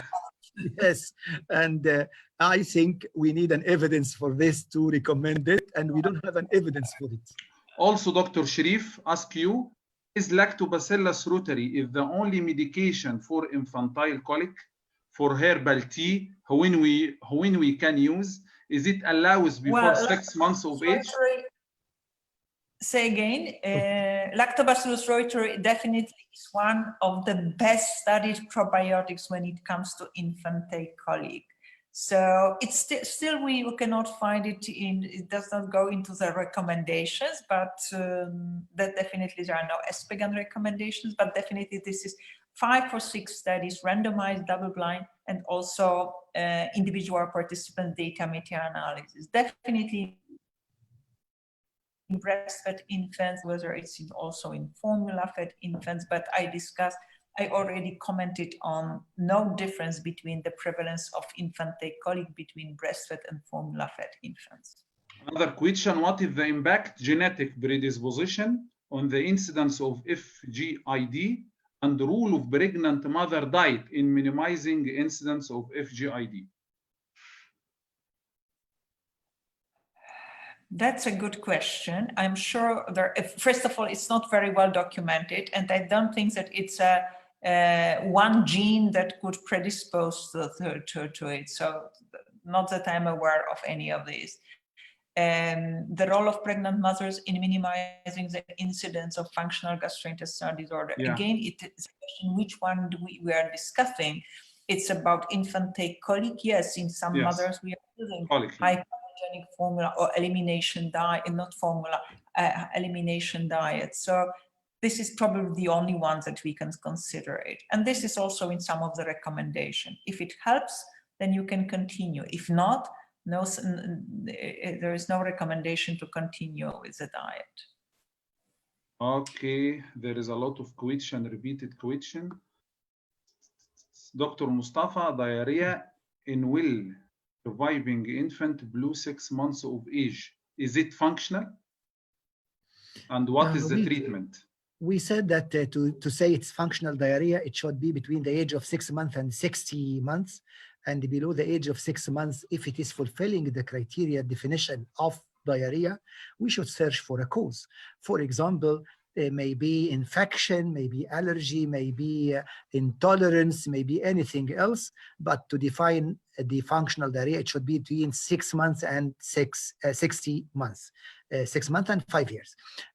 And actually, some mistakes here will happen for the definition of diarrhea, because mothers will come with one motion loose per day and saying he's having diarrhea, and in heavy, busy clinic, we will take the complaint as for granted, and we start the investigations, and taking some history will see that this is either a gastrocolic reflex or it is a case of just normal bowel habits without any problem, and reassurance here will be of help, or it is a case of actual diarrhea, whether it is an acute diarrhea or resistant diarrhea or chronic diarrhea, and you are going to search for the cause of it. Yes. The fact that it's well-thriving infant is, of course, something which is very important. Well-thriving does not cause such a anxiety.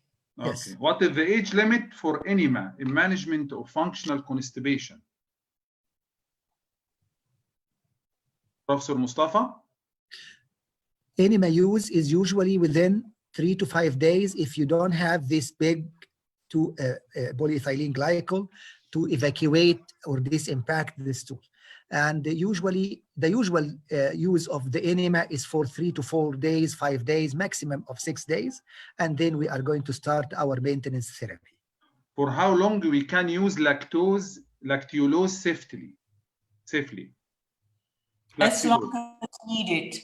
As long as needed. The problem is with too short use of laxatives, not too long.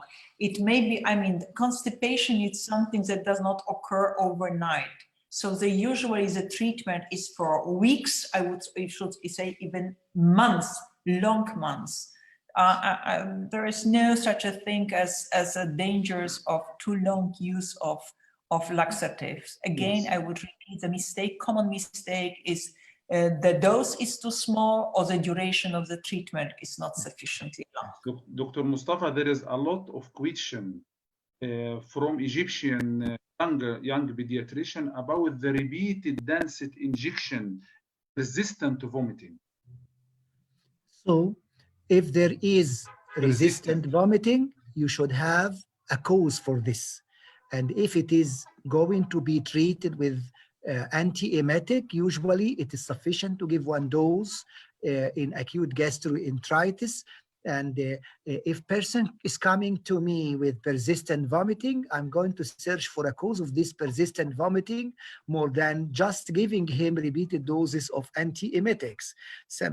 Some will ask, is there a role for injectable forms of acid suppressant therapy in this condition? Some will ask this question. And actually, each mechanism is different. When there is a problem in the contractility of the stomach and abdominal muscles, like in vomiting, of gastroenteritis, of cyclic vomiting, here ondansetron will be very greatly helpful. And if it is related to a peptic ulcer disease, vomiting due to peptic ulcer disease, this is something else, it's different. So the problem is lack of differentiation between the cause of vomiting in these conditions. Yes. There is a lot of repeated questions. Thank you. What about the use of Movicol in constipation, Professor Mostafa? This is from Dr. Osama Hussein. Movicol is the big polyethylene glycol, yeah, which was mentioned as #1 medicine by Professor Hania. Yes. Okay. Well, it's in the guidelines. Whenever polyethylene glycol is available, macrogols are available, they should be the first line treatment. In some countries, they are not available. I don't think that there are many countries nowadays. And then lactulose is the first line treatment. It's sometimes present in Egypt, but not constantly present, so that you, in many times, you will not find Movicol in Egypt. Professor Hania, rule of goat milk in infantile milk for formula feed baby. Goat milk in infantile colic. No role. Is it preferred than cow milk? Yes. Okay. Is there is association between? May I add something here? Because in certain occasions, they thought that goat milk may replace cow's milk in cow's milk protein allergy. And the American Academy has stated it frankly that goat milk should be avoided in cases with cow's milk allergy, and the risk of B12 and folic acid deficiency should be considered. I know the formulas that are manufactured are replacing the folic and the B12, the folic, especially folic, but it has nothing to do. It's 92% in similar antigenicity with cow's milk. Yes, there is a repeated question. I will see this repeated. The first repeated question: do you recommend ondansetron in vomiting cases without diagnose the reason yet? Acute vomiting, yes. Recurrent episodic vomiting, yes, till you find the cause. But some cases came to me receiving ondansetron at least 3 or 4 injections in a day while they are having intestinal obstruction.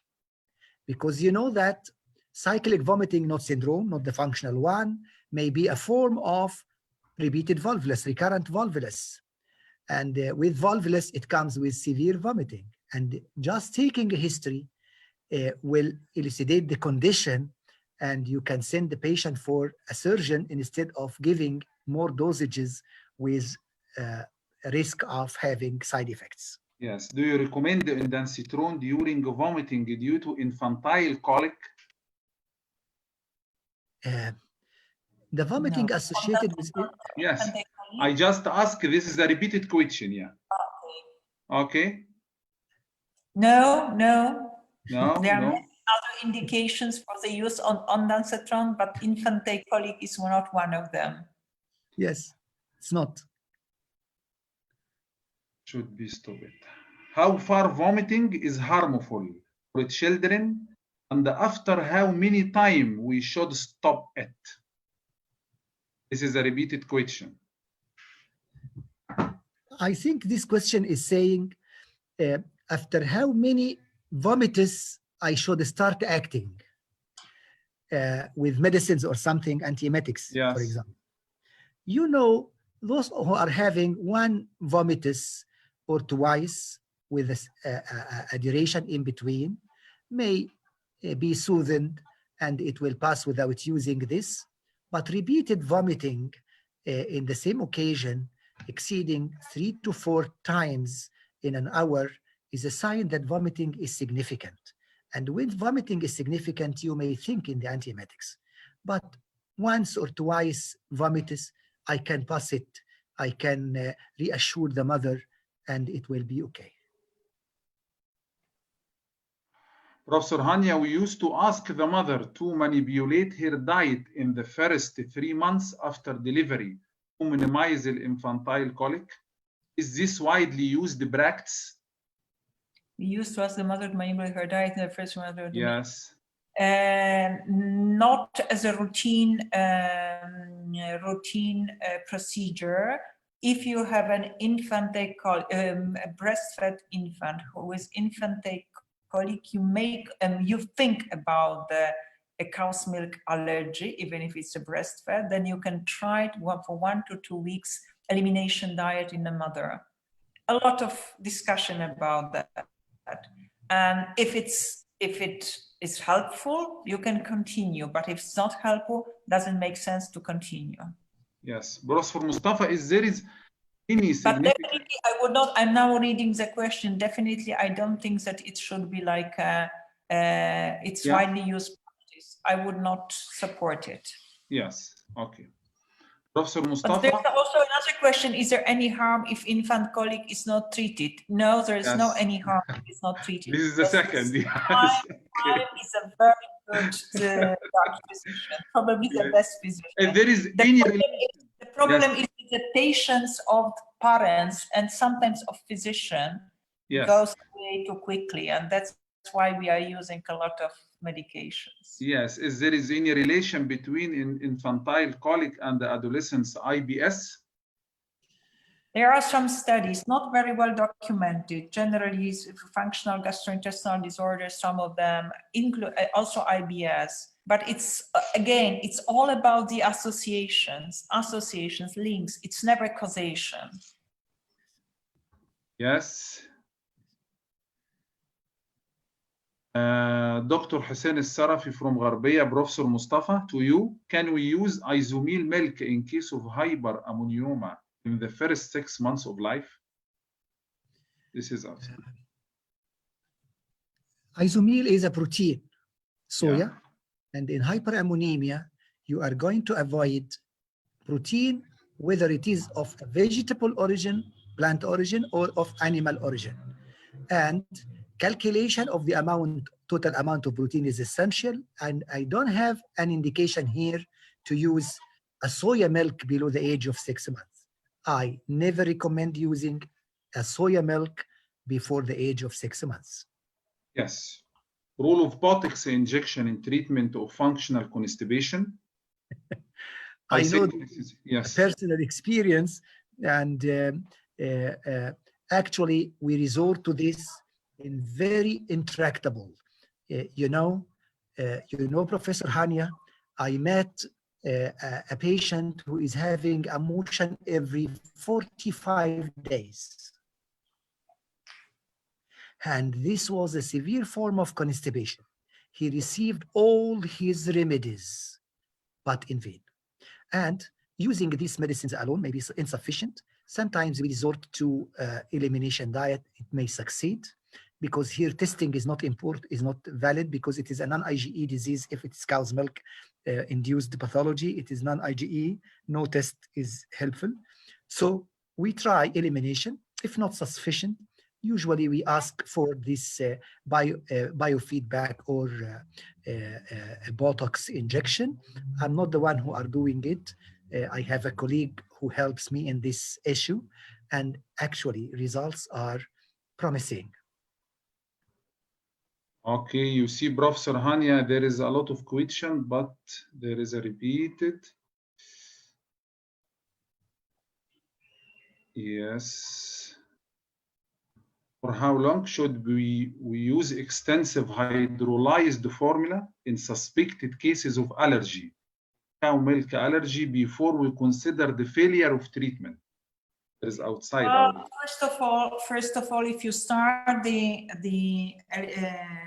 I think the question is about cow's milk allergy again. It's Yes. not, Okay. It's not Yes. really regarding to the topics that we are discussing. Yes, not related. Yeah. Not really related. So you want me to comment? It's yes. about, Okay. Okay. Okay. So the guidelines are saying that first of all you have to perform challenge to see whether or not it's really cow's milk allergy. But let's say it's a documented cow's milk allergy. So it's about 9 to 12 months, and then you have to re-challenge again, because you should not continue the elimination diet too long. So it's not strictly said, it's about 9 to 12 months. Yes, we have 112 questions, and I think we covered. I think Wael, you should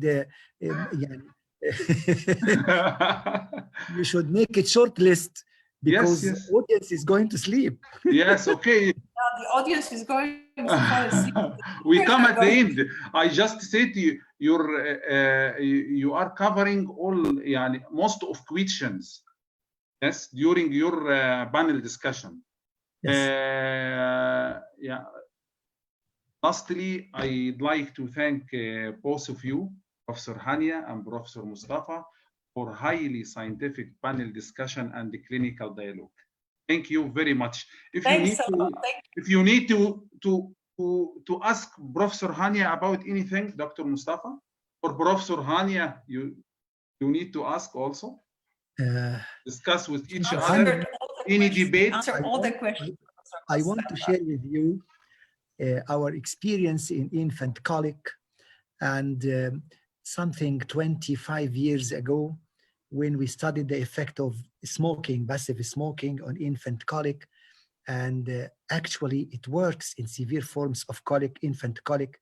When I ask about this habit of smoking and stop it in the near vicinity of the infant, that colic usually improves in many cases. And this was a master thesis 20 years ago, supervised by Professor Hamid Al-Khayyat and myself. And we find that a quantitative assessment of cotinine in the urine of infants is correlated with the severity and time and duration of their infant colic. This is, what's your opinion about this area of passive smoking?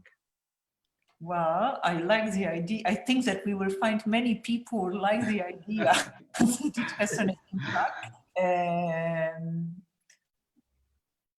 Well, if you documented it, it's a probably nice study, nice association. Not studied further, I think. It helps in some cases. But now, but now people are more interested in other interventions, and now people are, not so many people are smoking, maybe in your country, yes, but in my country, in Europe generally, it's much more reduced, and I don't think it has any impact on the prevalence of infantile colic. But perhaps this is a good suggestion that we can study it. Yes. And find the study. So why not? Yes. Yes. Now we have more than 4,000 attendees on the Facebook Live and Zoom also. Excellent. Yes. Finally, we thank both of you. We thank also Adwia Pharmaceutical Company for sponsoring this scientific meeting. And we call for Dr. Maha. Dr. Maha with us. Well, thank you, Professor Hania. Thank you, Professor Mostafa. It's a very, very fruitful discussion and valuable one for us.